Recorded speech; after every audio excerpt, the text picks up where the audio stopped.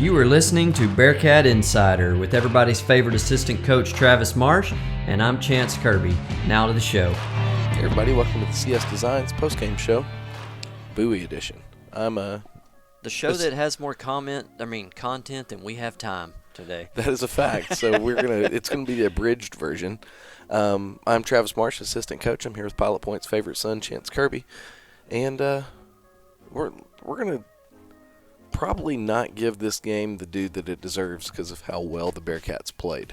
You know, I told you yesterday, from a video editing standpoint and a podcast standpoint and what we try to do for the kids, y'all actually scored too many points. Yes. I had too many plays to edit, and that's why they're rolling out today for those of you. Yeah, my phone's blowing up thanks to you. Yeah. Well, Aiden gift-wrapped and delivered a PilotPointBearcats.com dream as far as promotion opportunity. Not only that, arguably the best receiving day in Pilot Point history. Yeah, I tried to do that when I was putting together the media guide. It's finding Pilot Point passing numbers and receiving numbers is about as difficult as finding Sasquatch. I think they're all hidden together somewhere. Yeah, no, and so in recent memory, we don't have a 200-yard receiver.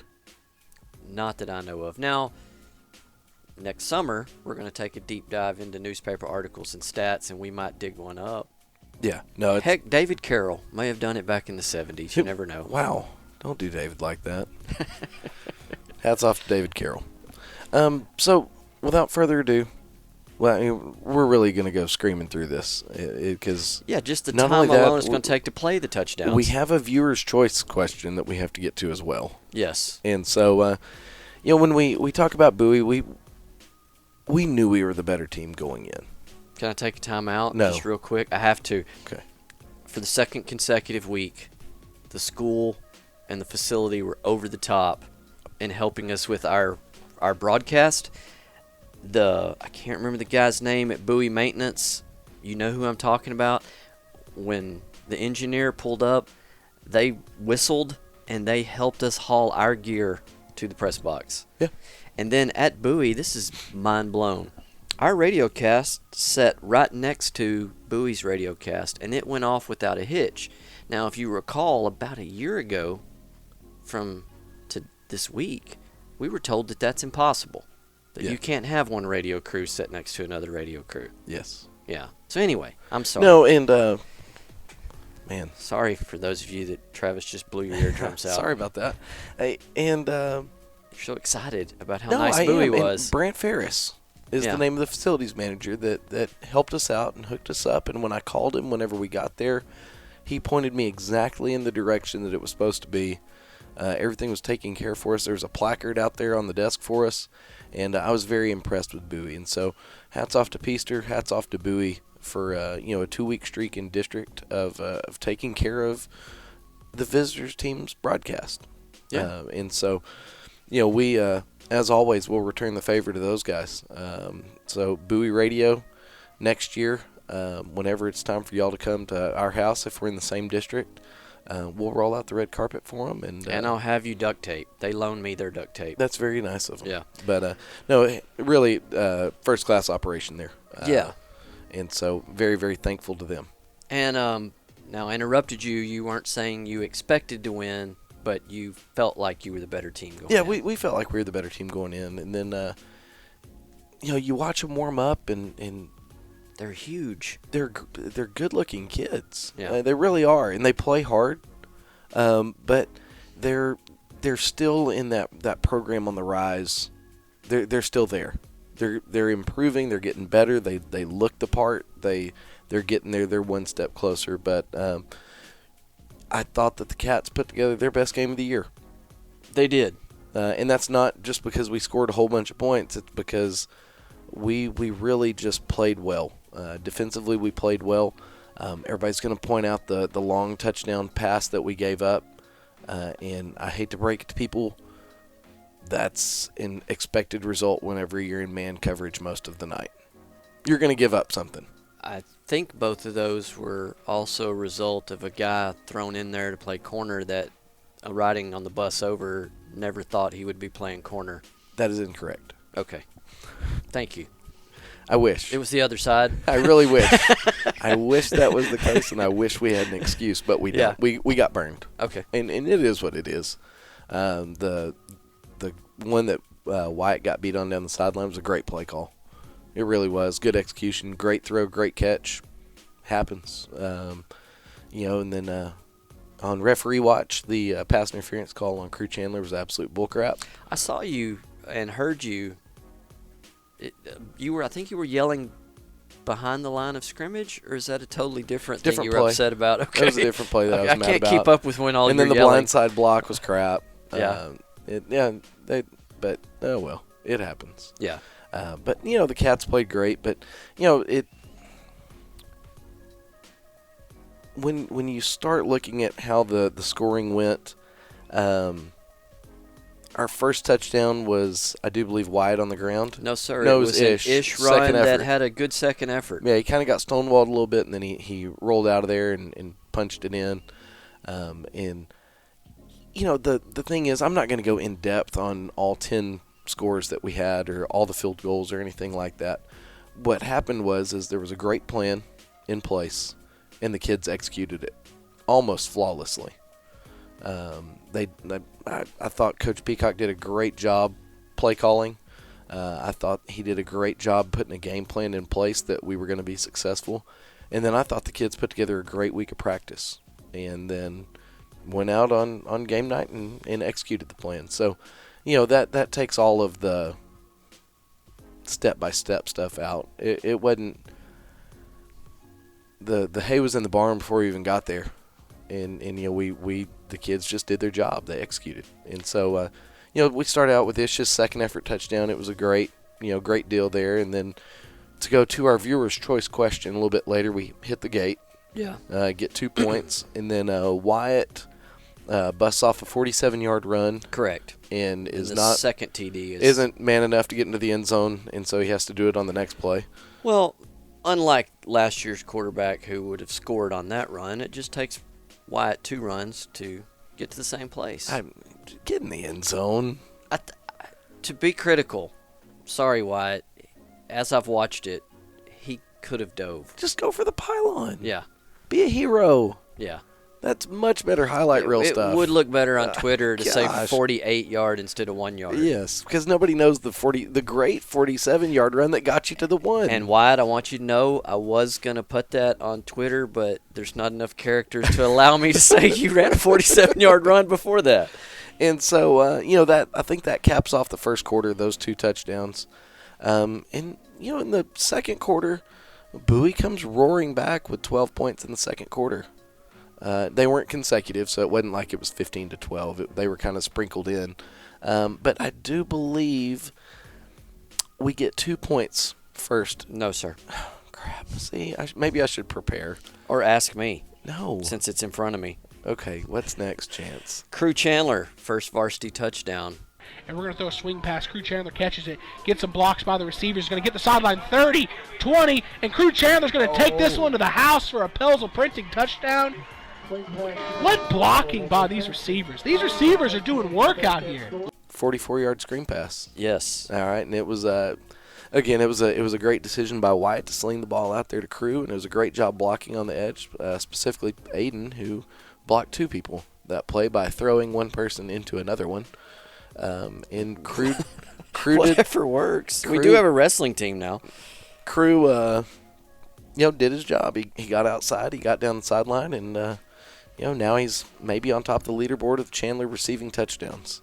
I think he is based on what his dad told me.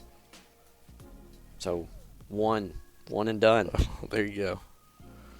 So after that, I'm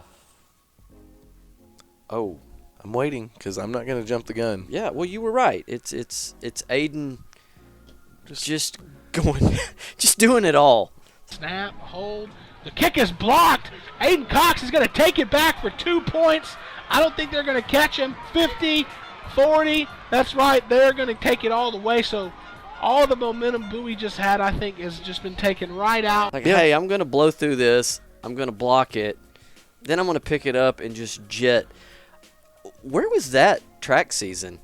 It was there. I mean, he was the hammer on the 4x1 and 4x2. He anchored both of them. I did not see what from basically he kind of shut it down at the 25, but from the 30 to the 30, I did not see that last year. So to the naked eye, what you look for without a stopwatch, without anything like that, you look and you see if a player's two-striding every 5 yards. Yeah. Well, I tagged our analytics, and hopefully they're going to respond. Aiden was two-stepping every 5 yards, so he was getting after it. But if you watch the video that's on Twitter on the highlights, he gets his paw up there and he blocks it and he kind of overruns it. And I know we're in the Coconut Palace, but he gets a paw back there and kind of whips the ball forward and picks it up and rocking and rolling. He gone, to quote John Little. Yes, Mama, there go that man. No kidding. And so, my gosh. And it's Aiden on the board next. Yes, there go that man again. Here we go, 2nd, 7 snap, drop straight back to Wyatt Smith, and he's going to throw it. Oh, delivers a rocket to Aiden Cox, 20. Oh, he's gone. Oh, beautiful move, and I think Aiden's going to take that to the house. Pelsel printing touchdown for the Bearcats. What a move. What a move. The choir is singing and the bell is ringing. Yes, he catches 44-yard touchdown. Catches a pass in the middle of the field, makes one move, and outruns everybody to the end zone. Yeah, he gone again. And so here we are. We're going into halftime, right? I think so. No, we're not, because Bowie gets the ball back, and they get a little greedy. Trips right, jet sweep motion right to left. They're going to get him across, snap the ball, and Ryan Riney's pressuring him. Colby Miller throws it, intercepted Ish Harris, and let's see what he can do with the return. 40, tries to get it across the middle. 50, sidesteps, keeps his feet, and he's going to take it all of the way. Touchdown Bearcats, unbelievable return there by Ish Harris. 1 set. Oh, and they're going to run the clock. That's the end of the half. What a way to end the half. Is it greed? I mean, Kinda. you've got to try to score. What do you, or is it like the very beginning of Gladiator, whenever they're in the woods there and all they're chanting? I'm glad you brought this up. They're chanting, and sometimes people should know when they're conquered, right? So we're going to have to mark this because this will come up again, this conversation. So you're saying, because we have had this conversation before, so you're saying then you just take it into the locker room. Don't try to score. I'm not saying don't be aggressive, but it was a underthrown pass in the middle of the field. But the coach doesn't know that's going to happen when he makes the call. You know your personnel. Man, I don't know about that. But anyway, in any case, Bowie quarterback does throw a touchdown pass to Ish Harris. 75 yards the other way. Nice run down the sideline. Fantastic move. Put a little deep move in there and pay dirt. And it was an awesome picture of Happy Ish. I don't know if you saw it. He's holding the football up. It's like all he's smiling as big as he can. I hope he was already in the end zone. He is. Okay, and he's good. holding the ball up. It's really fun. All right, so we go to half. We do. And Bowie makes the adjustments that they need to make for our second consecutive defensive touchdown. Can I make one more comment on Ish's touchdown? If you listen to it on Facebook or Twitter, as Ish is on about the 10-yard line, you hear what sounds like the press box falling down. And I shot a text to Ryan because they're all in the press box together, and I said, just curious, was that loud crash have anything to do with the Bowie coaching box, which was right next to you? And he said, yes, that was the banging of the desk and a flying chair. It happens. So maybe they had the thought that you had, that maybe we were too aggressive, but the problem is maybe he realized that post interception. Correct. Yes. Correct. Well, so we go to halftime. Yes. To answer your question, no. You didn't yell at anybody? Nobody got yelled at. Darn. So we come back out, kick off to Bowie. They have the ball. First play, Aiden Cox strikes again. Right on cue, it's going to be a swing pass right. Aiden Cox catches it. Interception. Oh, my God. It was going to be a swing pass. Aiden Cox comes right through, catches the swing pass, and takes it back. Man, that guy. By picking off a swing pass and housing it. Yeah, that one is 35 yards. Okay. There go that man again. Yes. And again. And again. And again.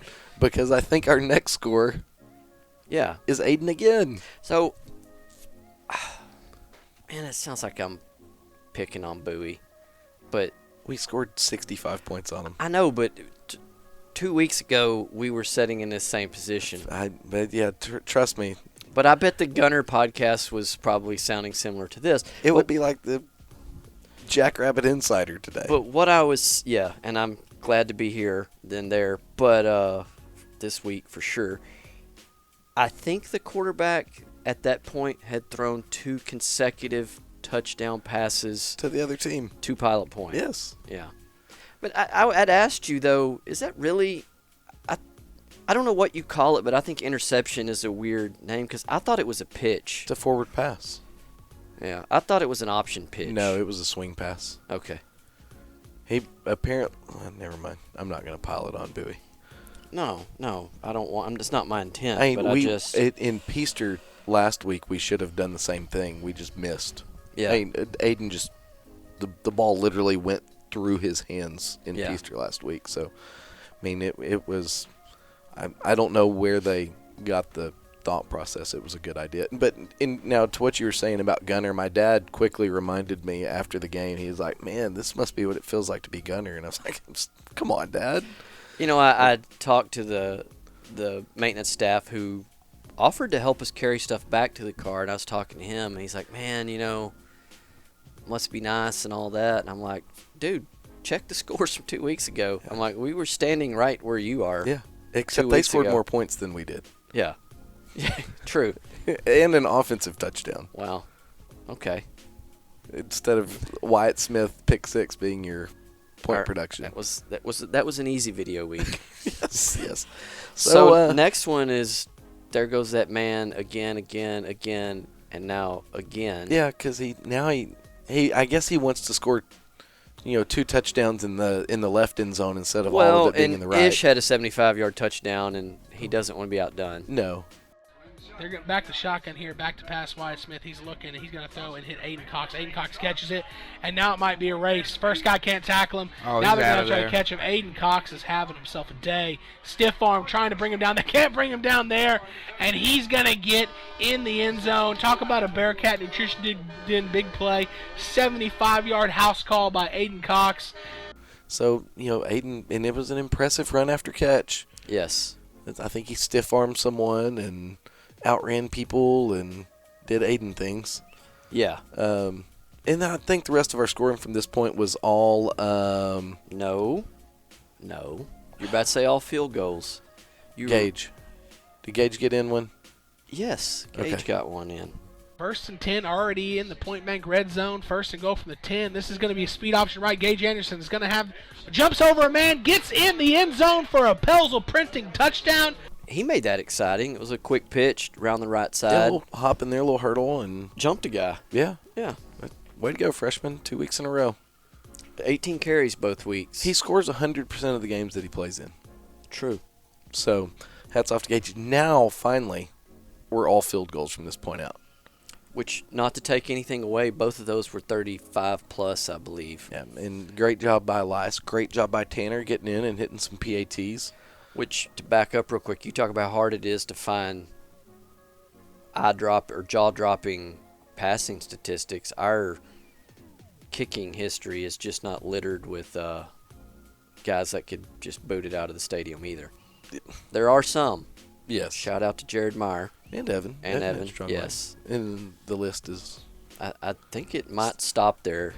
Remind me. Yeah. Oh, yeah.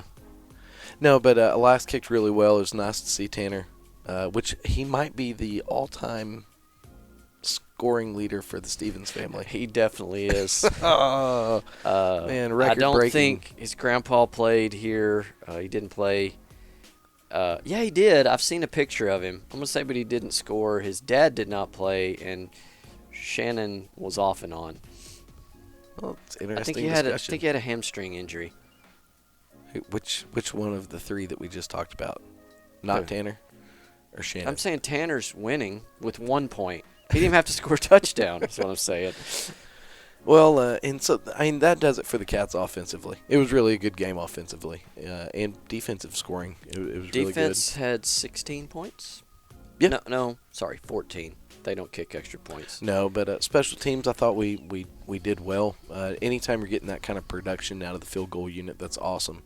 Defensively, Curly Brockman was all over the place, flipping people over and just making tackle after tackle after tackle. I had one of the chain guys ask me why we were kicking field goals late, and I listened to the Bearcat Insider podcast last week about how important it is that we kick field goals in a time of pressure.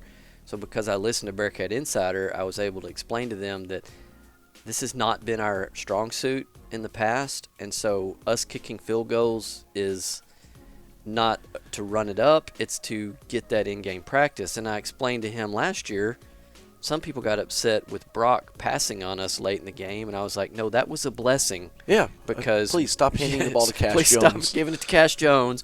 Keep passing. I'm like, that's kind of what's going on here. Yeah, well, and in games like that, no disrespect to Bowie, but we have to work on us. And you have to do things that it's kind of a calculated risk of popular opinion. Why are they running it up? Guys, we're not running it up, but we have to. We still have goals and we have dreams and we have things that we have to work on us. And that's not saying I'm never going to be one that takes that stance of what's Bowie's job to stop us. No, don't be like that. Yeah. But when you have an opportunity to kick a field goal, which is something that you don't get to do very often, man, take that opportunity and do that. Tell you another thing about Bowie that you may or may not have known, but I asked the ref late in the third. I'm like, because I have run the clock before. I'm like, why are we not rolling the clock? And he said, I spoke to the Bowie coaches, and he said, run it straight. We want to play the whole game. I'm like, all righty then. Well, they have to get better too. Yeah. And it's game time, like you said. It's better than practice. The best practice. Granted, the time that I got home at Friday night, I really wish that they would have been thinking of me when he said not running the clock. But that's okay. I can't be selfish. I had to roll out of bed at 6:30 myself. Yay. And so, anything else you want to wrap up with as far as the game goes? Well, let's do some stats. Yeah, or if you've got other stuff you want to talk about, I was thinking I could do stats by myself after you go back to class, and then that'll free up more time for us to talk about. Viewer's choice, because it's a great viewer's choice question. Okay, yeah. All right, so let's take a quick CS Designs commercial break. Yeah, sorry, CS. We're so excited. Yeah, and then let's get to our viewer's choice question. Are you looking to build that dream home or barn-dough? CS Designs offers a complete range of design services. CS Designs products range from general drawing services to commercial and residential blueprints, as well as 3D renderings and virtual reality walkthroughs. Let Cole Stewart and the CS Design team design you a beautiful progressive home or building that translates your ideas into an outstanding reality. Visit their website at csdesignstx.com or give them a call at 940-365-4048. All right, we're back. Got a viewer's choice question for you. And so, for those of you that are familiar and actually utilize the Jerry Jones Memorial hotline that we had set up. All 6 of you. It's a sore subject in my... Agreed. 27 shares on Facebook, and 6 people took the time to call. Yeah, which... 2 of them were the same person. Shout out to Sipe. Shout out Sipe. And we got one late. Which will be in the YouTube portion. Yes, and, this, however, is our first question from the Viewer's Choice Hotline. Yes, it's which is the same number that we used for the Jerry Jones Memorial. Do you have that number? I can get it for you. Okay, while I'm going to ask you the question, you look up the number. Okay. It's from a longtime listener, first-time caller. True story. H-Town Hog in Belleville. That's what he goes by. And he wants you to explain the swinging gate. It's a 3-tier question. He wants you to explain the swinging gate as to what you're looking for and what makes you kick it and what makes you not kick it. Second part, why do you never run it during a game? And then the third part is, he thinks that you should run it during the game because it's a great opportunity to steal timeouts. Because he believes if you just threw that out there on the second drive Friday night, you're pretty much guaranteed Paradise is going to take a timeout. Okay, well, first off, thank you, H-Town Hog, for the call. That number is 940-277-7312. You will hear a series of weird I think what is it? Ask you your name. Ask and you who you are, and then it rings again. And just muddle your way through it. But from the sound of the question, it sounded like old H-Town Hog was licking his wounds from a weekend beatdown of the Hogs. So that's why he turned his attention to the Bearcats. So that's why quickly. we're not going to play the audio. Yeah. But in the future, just know that we have the ability to put your audio right in here, and we will if you don't sound like old H-Town Hog did. Yeah, and if you call for us, why can't we get real professional broadcasters? Yeah, we'll play that too. Yeah, and we can't fix it. But we will also use discretion as to what questions get presented here. But again, that's 940-277-7312, and we might put that on the splash screen that way. Yeah. Because I would like to take some calls. I think it'd be entertaining. Call us. At best. So, H-Town Hog, to answer your question. First thing, what do we look for? We look for if people are being lazy, getting lined up. Okay, we line up in gate every time. We're looking to see is the defense going to react to it. The first time that we did it this week, the Bowie defense did not react. They were all kind of muddled around. Are there multiple people looking? Or is there one specific person that's one person? I'm not asking you to give it away. One person makes the call. Okay. There is one person that does. I just should know if one guy's looking at this and then y'all all yell to that guy and say, hey, we see this. Because it's happening so fast, I didn't know if more eyes on it. The one at needed Bowie to happen happened real fast. Yeah. And so, we made the call. But we're looking to see what's the energy of the defense. Are they getting lined up to the gate or not? If they're not going to, we'll run it. Then it becomes if they do get lined up, it becomes a numbers game. Okay. How do they line up? And then based off of that, we'll make the decision to go or to kick it. Okay. Now, the second tier of the question is why don't we run it in the game? I think that's a little bit of a misleading question because since we run it for extra points, we technically do run it during the game. However, what he is insinuating is why don't we run it at midfield? You technically, though, extra points are not during the game. Is it during a football game? But the clock doesn't run. But is it during a game? No. Is it during the game? No. Yes, it is during the game because the football game is in progress. Go ahead. So, that's not something that we've done here at Pilot Point. However, in my career previously, I did it once at Valley View as the second play of the game in a playoff game. And then we did it as the opening play of the game against Celeste in 2016 in Collinsville. When you say you, do you mean you as in the team did it, or what were you doing there? I was the play caller. Oh, you're the OC. Okay. Yes, and so it was actually a formation that we used in the middle of the field. The reason I ask is when I refer to the Bearcats, I say we, but I've never done anything other than come on here after the game and talk about how great or bad they did. Yes. So when you say we, I wanted to clarify.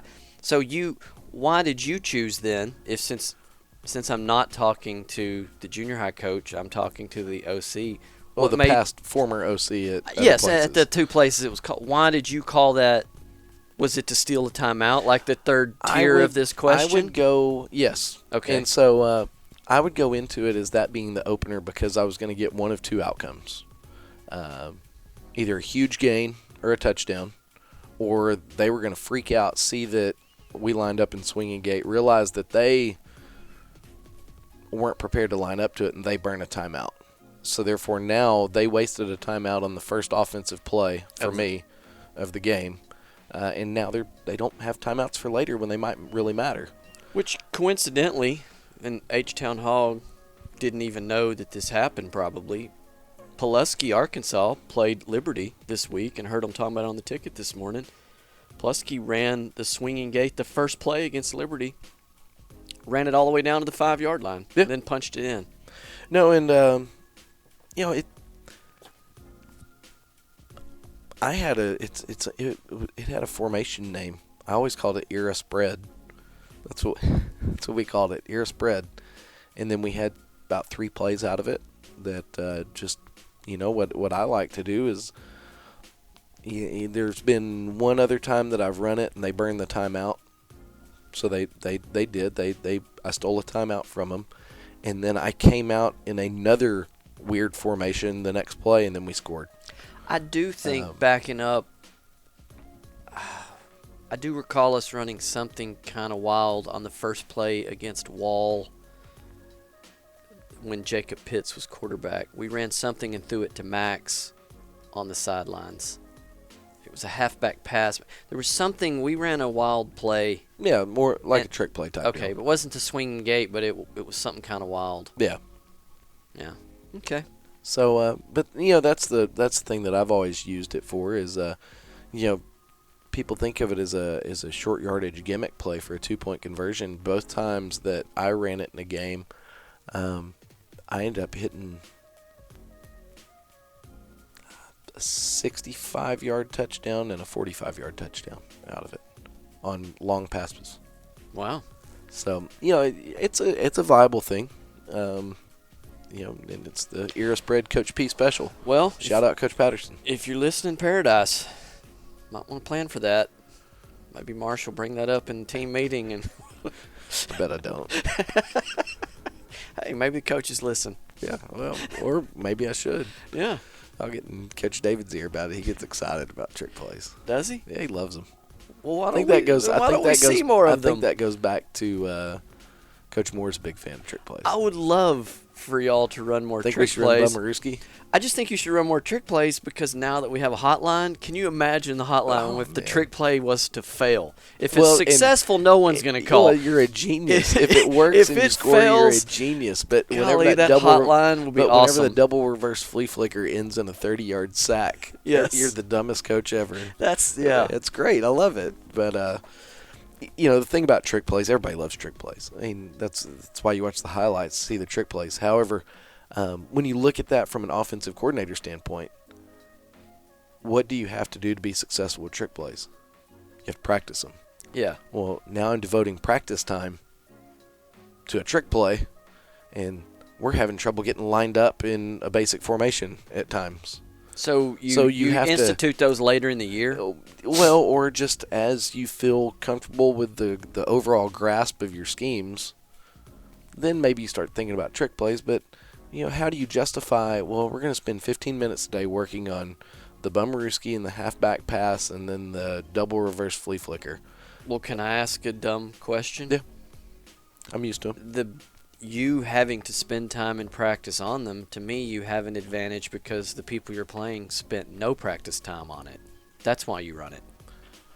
I mean, yes, there is that, but if you're not great at running your own basic offense, let's get good at the basic offense first. Let's just get the center to snap combo down. Let's get that going, and then we'll start worrying about the fun stuff.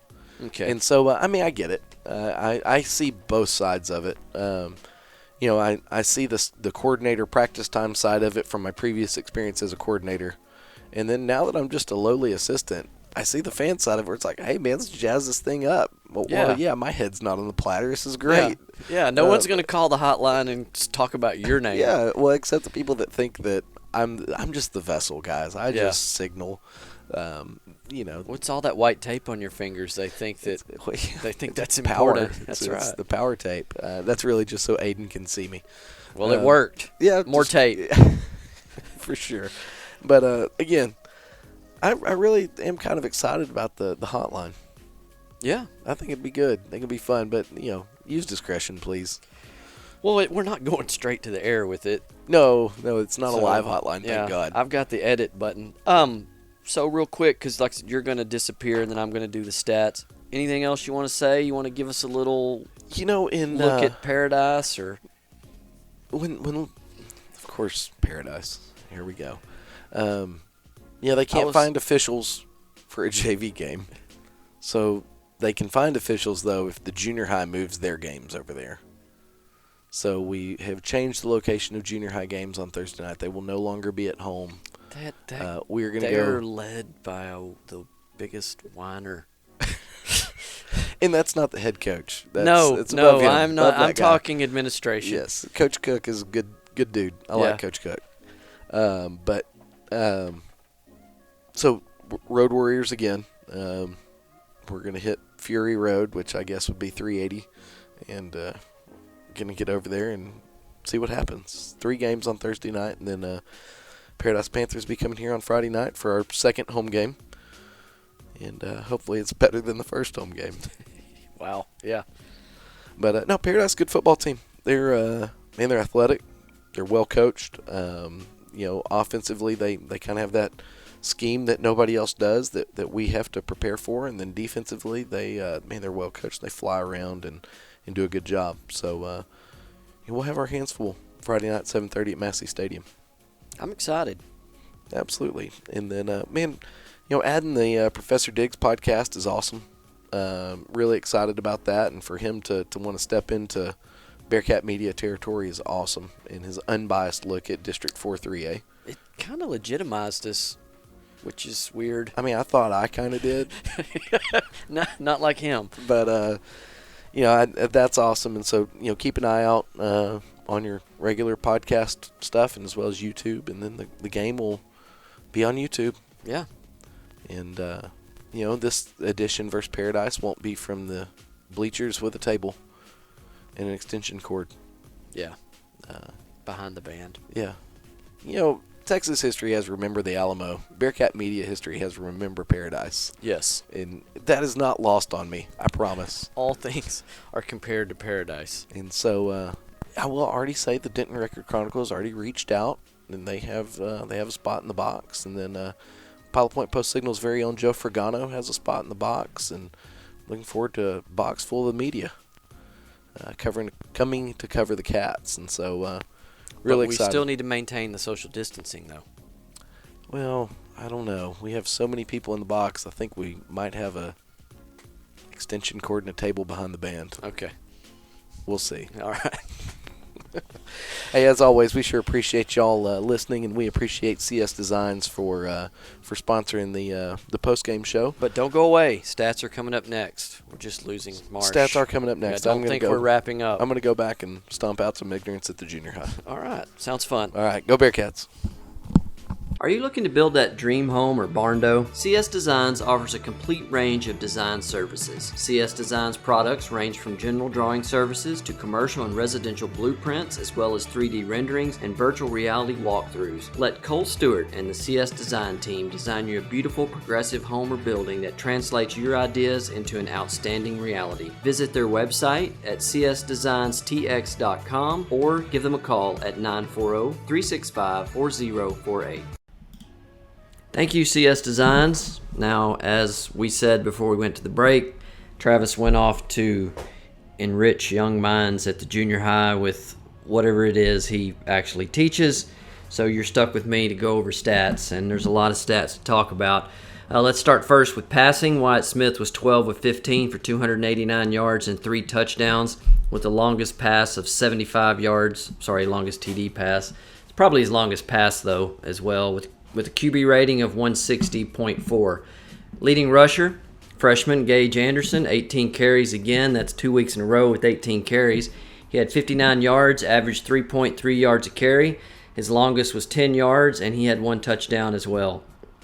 Receiving, it's a big stat here. Aiden Cox, 6 receptions, 201 yards, an average of 33.5 yards per catch. Longest was 75 yards, and he had 2 touchdowns.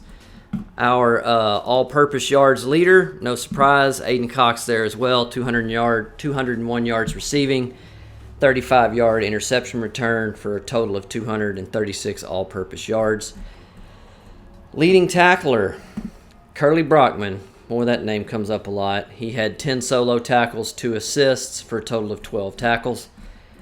As far as defensive statistics, there was quite a few this week as well. Aiden had 1 interception with 35 return yards, and that was for a touchdown. And then he also had a fumble recovery is how it's categorized, but that's off that blocked extra point with 90 return yards on that. Kickoffs, Elias had 10 kickoffs in the game for an average of 43 yards with the longest of 56. Aiden punted 1 time for 42 yards. In the return game, Gage had 1 kickoff return, and it was a good one for 31 yards, and then Aston had 1 return for 2 yards.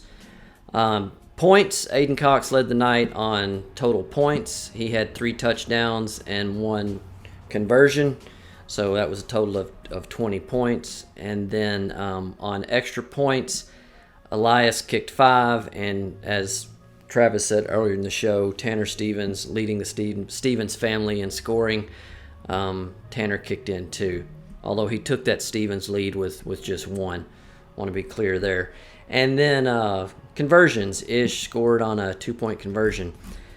So that's it for the stats this week. Thank you for listening. I want to thank CS Designs again for being our title sponsor. I want to remind you guys to follow us on Twitter and Facebook and Instagram, and tell all your friends to subscribe to our YouTube channel, and then they will get caught up with all the content that we have, because we're fortunate enough, for whatever reason, that Professor Diggs wants to do a 4A show on our channel, and we said by all means, so that's on there. It came out yesterday, and it's really interesting to hear an unbiased statewide opinion of the district as a whole, and just what their perception is of Pilot Point and the other teams in our district as well. So thank you for listening. We'll talk to you next week. Go Bearcats.